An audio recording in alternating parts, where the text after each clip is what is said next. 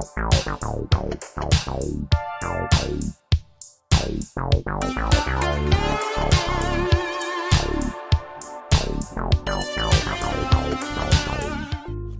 to Silver Bar Stacker, folks. I hope everybody's doing well and enjoying their Thursday. Yep, that's right, folks. It's Thursday, and we are ready for some Thankful Thursday, folks. I'm very, very thankful to have received some mail from the one and only PMG. So I'm very, very excited about this. It's a lightweight package here, lightweight envelope, and so I'm excited to see what we got in here. Perhaps there's some new stickers. Let's go ahead and see what we got in here. I'm not sure, but I'm very excited.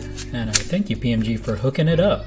As always keeping me in your mind. Now, PMG, he was one of the first people, I think he was the first person to ever give me a shout out when I started uploading stuff on YouTube. He was the first person to give me support, and quite frankly, he's the person who kept me motivated to keep uploading videos. So big shout out to PMG for being a true OG friend from day one. So really, really appreciate your friendship, PMG, and I'm super excited to take a look.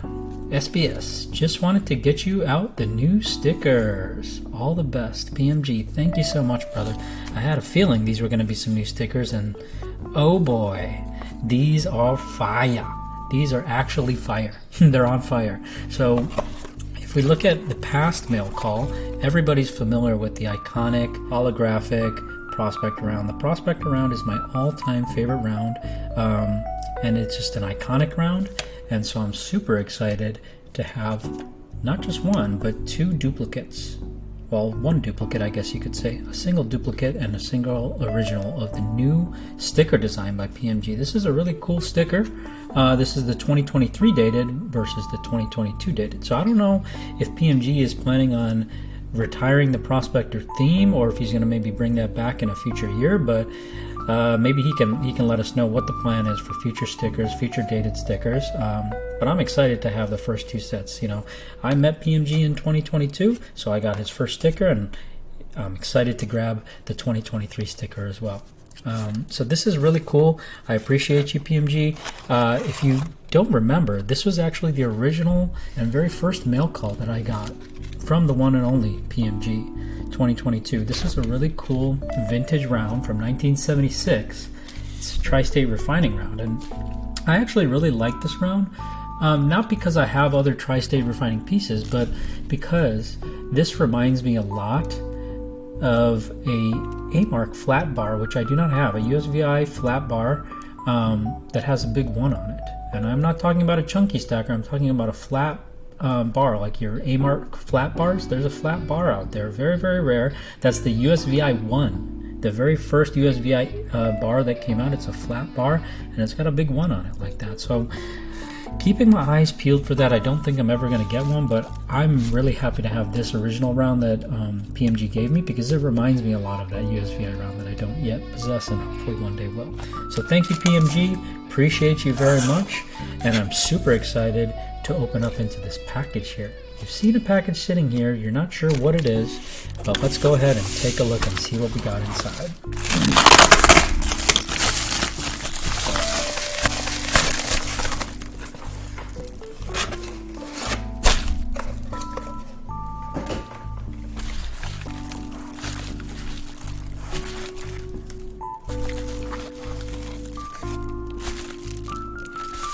Got it included in a box.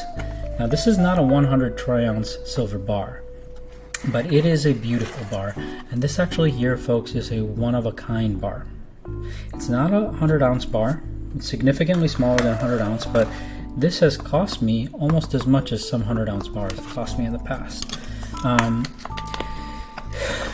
Now, Savage Stacker and I were talking yesterday about stacking strategies, and everybody's stacking strategy differs a little bit, right? You have different ways of doing things, right? So Savage Stacker, he loves his Scooby Snacks. He loves collecting vintage, but he is a pure stacker, right? He loves getting things near spot, and he loves focusing obsessively on his cost basis, and that's really a good thing, right? Because you're stacking silver for savings, and so it is good to get a good deal on the silver when you can get a good deal on the silver, right? Pay a nice premium, pay a little premium, and get yourself a nice deal. That's great when it comes to generics, and that's a great stacking strategy. But there are other stacking strategies out there, and you will see that I collect a lot of vintage, right? You also probably have come to the realization that I pay an arm and a leg for some of the vintage I collect, right? If it's more rare stuff, then I may pay an arm and a leg for it, right? If it's a little bit more common, then I might be a little bit more picky with the pricing, right? But my stacking strategy is a little bit different than a typical stacking strategy, and I wanted to talk a little bit about that because some people think that, your stacking strategy is reckless, you're going all in on vintage. Well, first of all, you're only seeing parts of the stack, right? So you only see maybe a lot of the vintage stuff that I collect because those are the types of pieces that I like to show. Maybe my stacking strategy doesn't involve a lot of generics initially, right? And so that's what I wanted to talk a little bit about, was kind of like the stacking strategy that I personally go by. And this is not the stacking strategy that may be right for everybody, but it's just something that kind of works for me. And so this is how I choose to do it. Now, I am not a pure stacker, right? I like to collect cool pieces, cool vintage pieces. I think everybody likes in some shape or form to collect a little bit of cool pieces, right? But some people are more heavy on being stackers than collectors, and other people are more heavy on being collectors than stackers, right? And there may be different reasons for that. For me personally, I look at any sort of silver, gold, any sort of precious metals as a securing of value, right? And so if you have come into a situation where, you made some good decisions, or you have been aggressively saving up in cash, well, great, it's cool to have cash, but maybe instead of cash you want to secure that value in a better way. And so that enter silver stacking, right? Now you want to secure value. How are you going to secure that value? There's many ways that you can secure that value, right? One is to just be a pure stacker and just try to get a great price and always just religiously do that.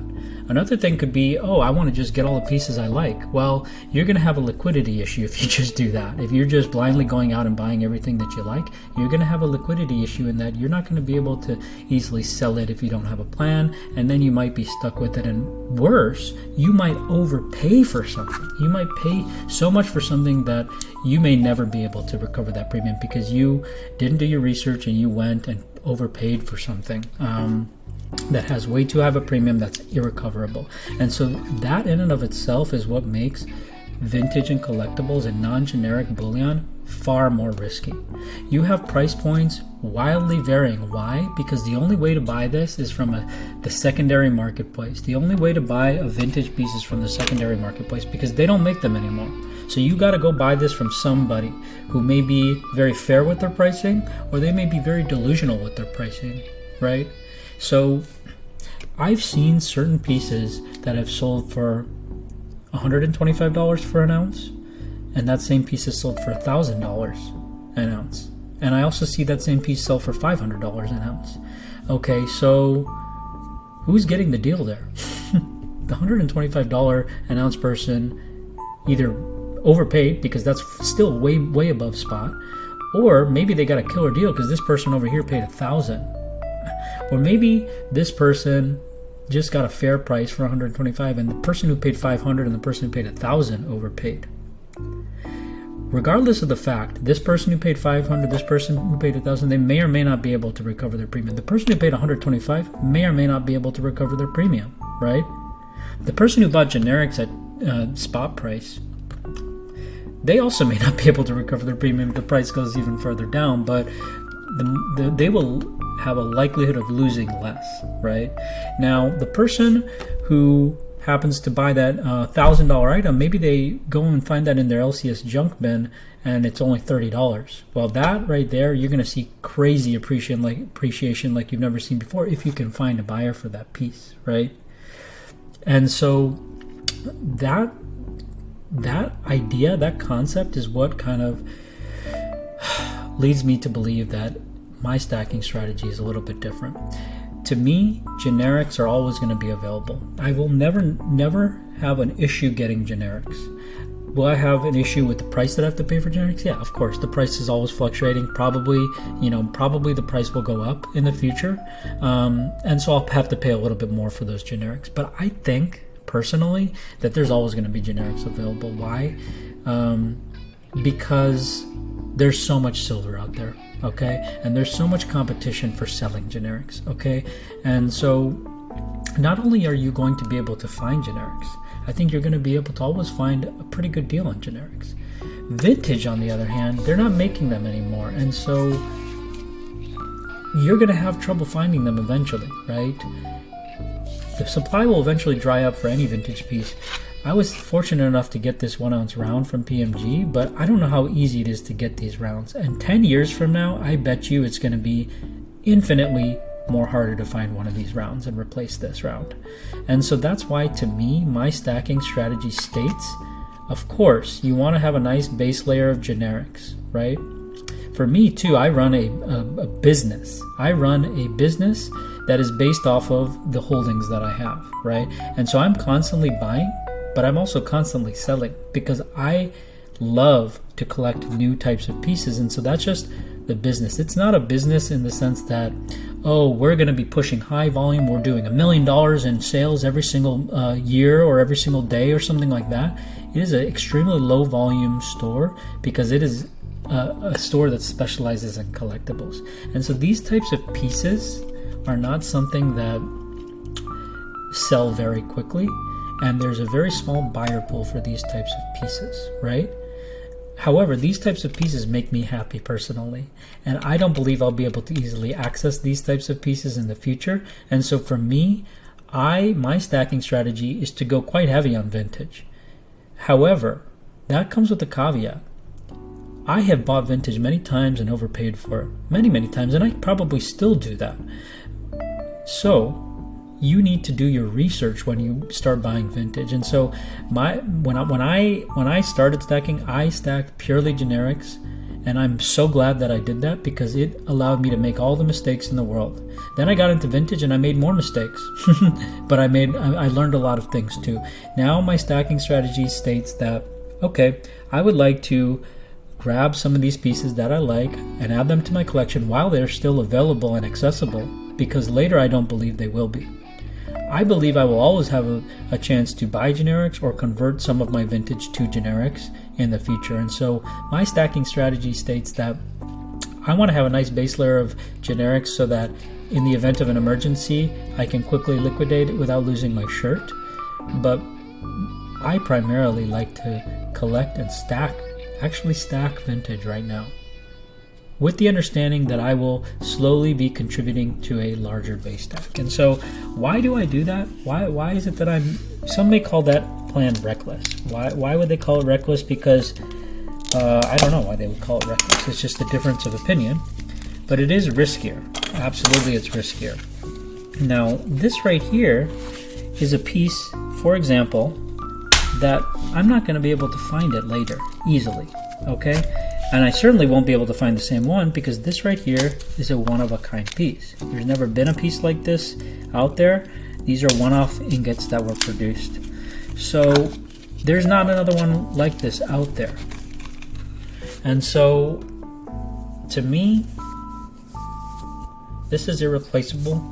And the premiums, while they may continue to drop, they may go lower, they also may go higher. Or they may just not be available to buy. So this right here, folks, is a 12.9 ounce poured ingot by the Bunker Hill Company. And this thing is actually serialized. It's the one and only serialized number 83. Can you see that?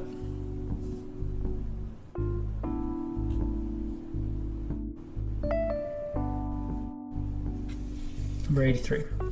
This is a nice chunky piece of metal.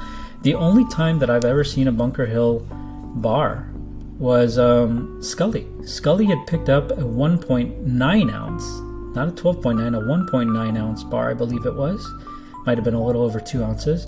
And that bar, he got it at his LCS for just a little bit above spot. These Bunker Hill ingots, however, they sell for a little bit more than spot. Okay? These are very, very highly sought after pieces. I actually only recently learned about Bunker Hill pieces from Savage Stacker. This is kind of like on his wish list. He really wants to get one of these bars. And so I thought, let me pick one up so that we can at least show it to him and take a look at it in the flesh. I just don't have much more to say about this bar. This bar speaks for itself. I hope you enjoyed this wonderful unboxing.